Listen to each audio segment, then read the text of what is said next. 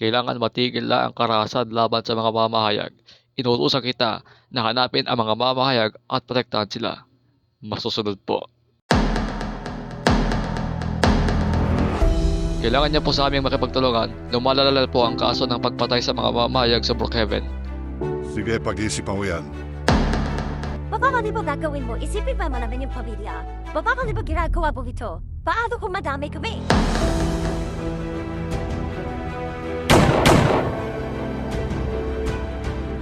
Nagbabalik ako para patahimikin na ang mga maiingay na mamahayag na yan.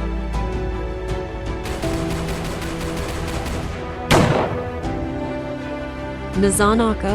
Nasa ospital po kayo. Isa rin po ako mamahayag. Pero ito ba ginagawa na sa aming mamahayag? Pinarape tag, pinapatay, pinastatahimik. Handa na lumaban. Alang-alang lang sa kalayaan at karapatan ng mga mamahayag.